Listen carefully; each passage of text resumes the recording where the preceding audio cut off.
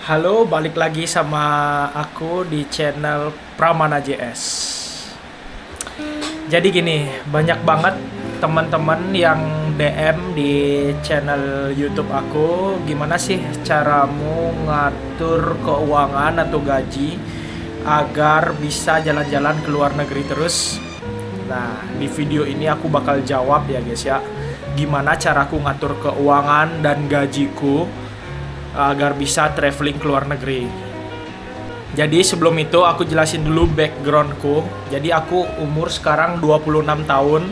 Aku asal Bali, namaku Pram ya guys ya. Kalian bisa panggil aku Pram biar lebih dekat guys. Dan aku bekerja di sebuah kantor lah. Kita bilang kantor lah. Aku nggak mau sebutin tempat kerjaku. Tapi di sini yang jelas gajiku per bulan 7 sampai 8 juta. Kadang juga bisa 10, bisa 9, bisa pokoknya around segitu lah, 7 sampai 10. Karena per bulannya nggak nentu ya, kadang ada lembur dan kadang juga ada uang-uang THR seperti itu ya guys ya. Nah, setelah itu cara ngaturnya gimana? Aku punya beberapa tips ya guys ya. Gimana cara ngatur keuangan 7 sampai 10 juta biar kamu bisa rutin ke luar negeri tiap tahun ya. BTW aku rutin ke luar negeri itu rutin dari tahun 2023 guys. Dari 2023 aku udah keluar negeri. Dan aku keluar negerinya nggak sendirian, aku pasti dengan cewek aku guys. Nah, apalagi sekali jalan itu berdua ya dengan pasangan, otomatis budget yang kita siapkan nggak sedikit guys. Aku bakal spill ya guys ya. Aku bakal spill budgetku sekali keluar negeri guys. Dari tahun 2023 sampai tahun 2025 kemarin, aku itu ngeluarin budget itu sekitar 20 jutaan per sekali luar negeri guys. Gimana menurut kalian? Apakah itu adalah angka yang besar atau angka yang kecil guys? Itu 20 juta berdua guys. Itu aku udah full press budgetku guys. Dari makan, beli oleh-oleh, akomodasi, hotel, dan grab-grabnya semua guys di luar negeri. Dan aku sebenarnya kebanyakan jalan kaki sih guys di luar negeri itu. Nah, gimana nih? Kita masuk aja langsung di tips yang pertama ya guys ya. Oke. Tips pertama guys. Gimana caranya biar rutin ke luar negeri dengan gaji 7 sampai 8 juta?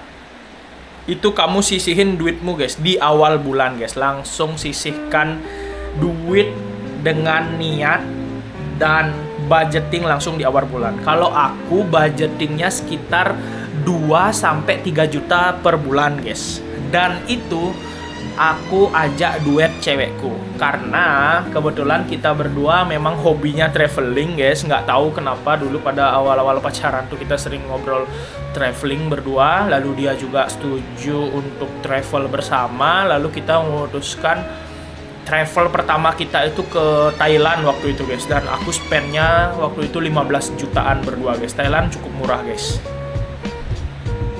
Selanjutnya tips nomor 2 guys. Tips nomor 2 itu manfaatkan leverage guys. Apa itu leverage? Jadi leverage itu seperti di sini leverageku aku jelasin dulu ya. Leverageku itu cewekku sebenarnya guys. Aku posisi kerja di Indo.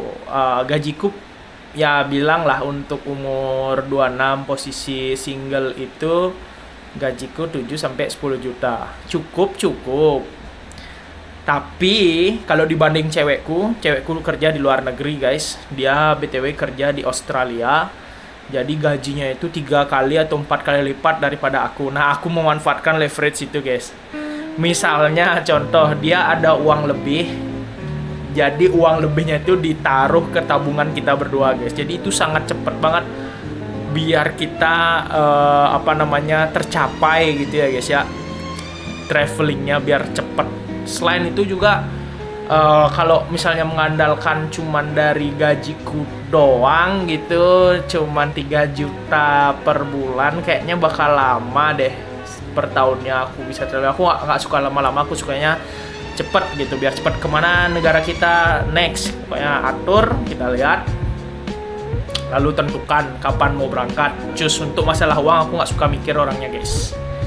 Selanjutnya nomor 3, kamu manfaatkan promo guys. Nah, Biasanya promo itu banyak banget di aplikasi-aplikasi jual tiket ke luar negeri, dan biasanya juga pesawat ke luar negeri itu lebih murah, guys. Contoh misalkan Bali Singapura itu cuman 700 sampai 800. Habis itu ada yang namanya airline yang buka-buka promo, guys, seperti Air Asia, Scoot dan lain-lain. Itu lebih murah jujur daripada penerbangan domestik ya, guys ya. Daripada kita dari Jakarta Bali atau Bali Surabaya, kalau keluar negeri lebih murah, guys. Kalian manfaatkan promo, kalian terus pantengin ya aplikasi-aplikasi seperti Traveloka, Tiket.com dan Agoda dan lain-lain. Di situ pasti ada promo-promo menarik. Kalian manfaatkan itu. Kalau ada promo, kebetulan contoh kalian pingin ke Malaysia, ada promonya ke Thailand. Mungkin kalian bisa ke Thailand dulu daripada ke Malaysia gitu loh. Kita manfaatkan promo pokoknya, guys ya. Maklum ya anak muda ya, gaji pas-pasan. Ya nanti kalau kita udah jadi milioner, bilioner, baru kita nggak perlu promo-promo gitu, guys. Selanjutnya tips nomor 4. Saranku sih kamu nggak usah ambil utang di bank ya, guys ya. Itu sangat disarankan, guys. Sangat tidak disarankan ya, guys ya. Kamu ada utang di bank kecuali untuk kebutuhan yang super mendesak atau untuk bisnis ya, guys ya. Karena ketika kamu punya utang di bank atau cicilan dan lain-lain untuk gaya-gayaan, itu bakal membuat gajimu tidak utuh, guys. Contoh lah, di awal bulan langsung kepotong 3 sampai 4 atau 5 juta, sisanya buat makan doang, guys. Kamu hanya menukar hidupmu untuk bayar hutang itu, guys. Kalau aku nggak suka kayak itu. Mindsetku seperti itu, guys. Aku ngutang di bank atau ambil cicilan tuh artinya aku menukar umurku, guys, untuk melunasi hutang tersebut. Kecuali aku punya kerjaan atau pendapatan sampingan yang pendapatannya itu banyak dan gede gitu. Nah, itu mungkin baru aku berani ambil hutang karena sudah banyak ada backup ya, guys ya, untuk bayar hutang tersebut, guys. Dan saranku yang terakhir, kamu investasi sejak awal, investasi bersama lah sama pacar ya, guys ya. Sorry. Kamu investasi berdua atau mulai dari emas, saham, obligasi dan lain-lain, kripto kalau kalian berani ya, guys ya. Jujur caraku adalah itu, guys. Aku ajak cewekku investasi berdua. Jadi kalau untung investasinya itu aku bisa jual instrumen investasinya, lalu bisa nambah-nambah untuk uang traveling, guys. Gitu, guys. Jadi intinya kita harus jago-jago ngatur pola keuangan kita, harus jago nabung dan carilah pendapatan sampingan ya, guys ya, di luar gaji utama kita. Karena kalau kita ngandelin gaji doang, kita bakal susah dan lama, guys. Memang kita sekarang itu hidup di zaman yang serba cepat, perubahan cepat, kita dituntut serba cepat, saingan kita banyak, belum lagi kita bersaing dengan AI dan lain-lain.